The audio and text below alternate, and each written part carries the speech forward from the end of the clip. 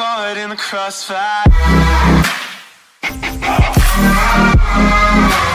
Caught in the... What's up, guys? Lance the Obscure Movie Guy coming to you once again with another fun-filled, fact-filled video that you probably won't care about, but we're going to do it anyways, trying to change the world one post at a time. And today we're going to be going over a very obscure film titled Lilith. So before we dive too deep into that, let's take a quick look at this very obscure and very interesting film.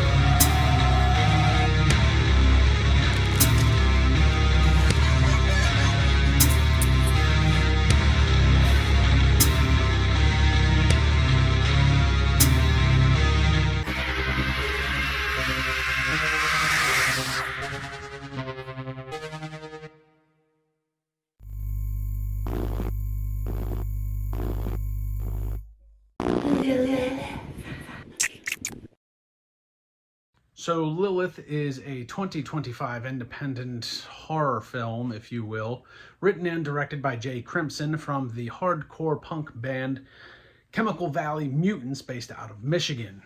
He described the film to me as an 18-plus experimental horror film with mature graphic content, and also uses stop motion and claymation from other artists such as Jelly Eyes, and has a cameo from Ari Lehman, who was in 1980's Friday the 13th. Now, I will say Jay was very upfront about the film and the content in which it contains, and it's more of, as he described, visual art than anything else, and I can definitely agree with him on that. But to try and run down the basic checklist, this film is very interesting in the way it's shot. So the editing, the cinematography, filmography, quality of the film, the audio, the soundtrack, which I'm sure he probably contributed to. It's all very interesting and all very well done, despite the nature of the content of the film. So all of those things from a fundamental standpoint is actually pretty good and pretty cool. The editing is very wild because there is some stop motion, as he said. There is some claymation that's very mind-provoking and thought-inducing, like very trippy is the only way I could really describe it. So from a fundamental standpoint, the film checks all the boxes of being a pretty good film. Beyond that, this is not for the casual viewer, and I wouldn't even quantify this as even like a horror film. There's not much dialogue here. This film runs about an hour, and there's little to no dialogue. The plot is basically told through motion picture. So this is a motion picture almost in its purest sense. It's almost like interpretive dance, which we'll dive into more of that in a little bit. But to try and sum up the plot the best that I could comprehend, it looks like Lilith is a woman that is just struggling with addiction. Struggling with drug addiction, and every time she tries to get back out of it, she ends up doing something to kind of drag herself back into it. And ultimately, she does some, very crude and rude things, to try and get that fix. Using her body to get a fix, using her body for money to buy a fix.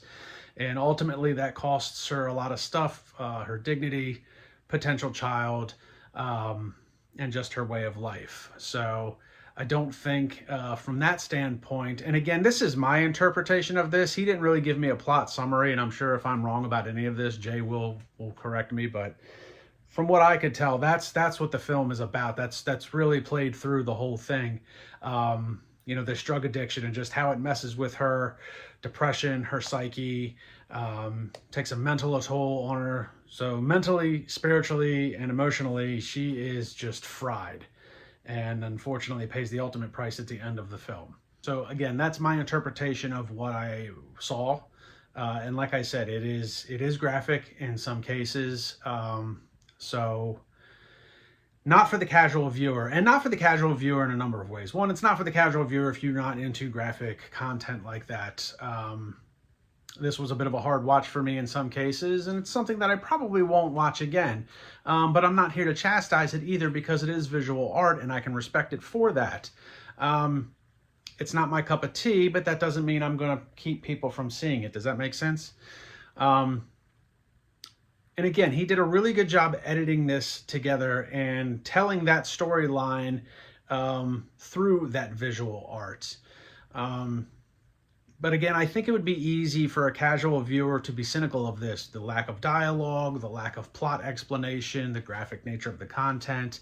I think it would be easy for a casual viewer to be cynical of those things and say that this is, you know, a bad film, or it's hard to watch, or wouldn't waste your time. Things of that nature. But if you are into stuff like that, especially the visual art aspect, I find that a lot of independent filmmakers that aren't necessarily making a movie are making what could be considered visual art, and this very much falls into that category. You know, I recently did a review for Ty Borelli, who did a film short, Seventh Circle, which was a very similar type concept. There was very little dialogue. It was very much a visual art expose and telling the story through the motion picture itself. I would definitely put Ty Borelli's Seventh Circle and Lilith into the same category. So I got to commend Jay for really, I mean, putting himself out there as a filmmaker doing something like this. It's very risky. You know, stuff like this usually doesn't get a lot of eyeballs on it. This is one of those things that you definitely do for the experience, and it's a passion project. You're not doing it for the money, because he's probably not going to get a lot of ROI on everything that he put out. And I want to commend everybody that was involved with the film, especially the young lady that played Lilith. She put herself in some precarious situations, and you know, I think it says a lot about Jay as a filmmaker that she was comfortable enough to do this type of work. Once you watch it and see everything that she exposes herself to and exposes herself, it's very, I think it says a lot about Jay as a filmmaker that she's comfortable enough to do those things for him for the sake of the art of the film. So mad props to everybody involved putting this together. Realistically, if I had anything negative to say about this film, would really be just the runtime. I feel like, and it may just be because Ty Borelli's Seventh Circle was kind of similar in the fact of how it was telling its story, not necessarily the actual content of which it was telling, but I feel like this would have worked actually better as a short film. You could probably cut out a lot of what would essentially be filler and still get the same plot and message across the film. So that would really be my only negative connotation, and that's not to discourage him from doing more projects like this. I mean, it's 60 minutes. Again, that's probably too long. Probably could have cut it down to maybe 20, maybe even less, and still get the same plot along, and probably shot a lot of the same scenes. But realistically, that's the only thing. Like I said, if you're a casual viewer, this is definitely not for you. Don't even bother. If you're into the visual art, storytelling, motion picture type thing, and especially if you're into like I don't know if you want to say like learning, but like seeing how claymation and stop motion was used kind of in relation to this content. It was very interesting how they put that stuff in there, because like I said, it's very thought-provoking, psycho-inducing, and it can be a hard watch. There was definitely a couple scenes where I was like, that's a little much. That's a little much. But that's just my personal opinion. But it wasn't anything it was all done with intent. And I think that's the main reason why I can walk away from this film not feeling, too negative about it, because it was all done with intent. Nothing. There is gratuitous things in there, but they weren't in there, gratuitous just for the sake of being gratuitous. They weren't in there for actual shock value. Because the whole film in and of itself is kind of shocking to watch, and that's the intent of it. That is the visual art aspect behind what Jay is trying to portray. So, again, if you're a casual viewer, this is not for you.